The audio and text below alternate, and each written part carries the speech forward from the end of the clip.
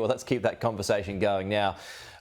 With the Shadow Finance Minister Jane Hume, let's start with the RBA. It's the first of a two-day meeting today, Jane. That data last week, it pretty much means the cash rate will be unmoved when that decision comes down tomorrow. So if that's the case, it's not getting any worse for mortgage holders.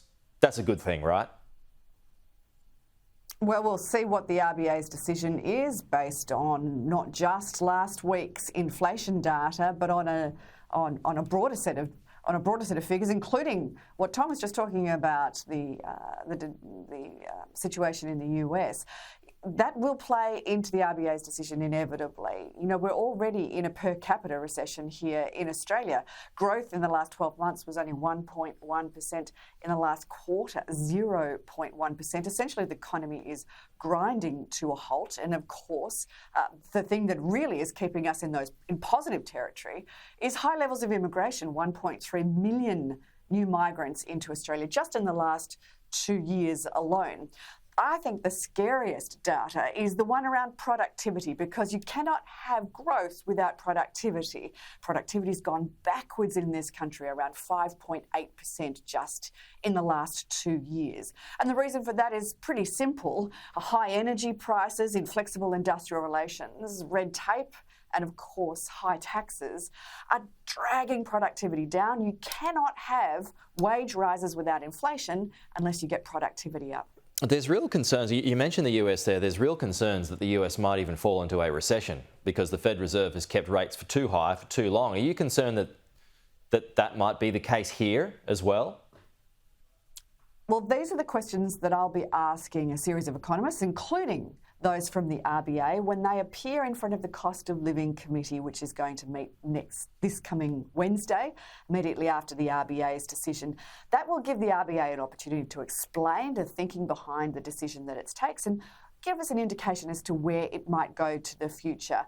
I know that there are thousands of mortgage holders out there in Australia right now that are concerned that one more interest rate rise may well push them over the edge. It's not just the homeowners, to get the economy under control. Cafes, restaurants, 11,000 business closures a year. Yeah. That's exactly right. The RBA, the Cost of Living Committee is also going to be looking at the rate of insolvencies, which are at record highs at the moment. These are worrying indicators for the Australian economy.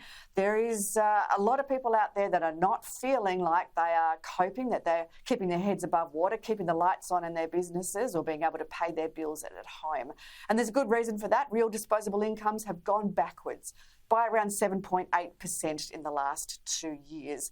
That means that if you're feeling poorer, there's a good reason. You, in fact, are poorer than you were 2 years ago. Okay, Jane, just on to the airlines now. The government is today going to announce a plan to crack down on anti-competitive behaviour. That's regarding airport slots at Sydney Airport. They're dominated by the biggest players in town, Qantas and Virgin, obviously, but a new manager of those time slots will be appointed today. This is according to the Transport Minister. How necessary do you think that is? It's extraordinary that it's taken the failure of an airline as important as Rex for Catherine King to move on something so important as competition in the airline industry. Let's not forget that it was only 12 months ago that we discovered that Qatar Airways had been blocked from additional slots at both Sydney, Melbourne and Brisbane airports that would have provided an additional 28 flights to Australia from those countries, which would have brought the prices of airlines down. So Australians were paying more for airfares than they needed to because of the protection racket that this Labor government were running, essentially for Qantas.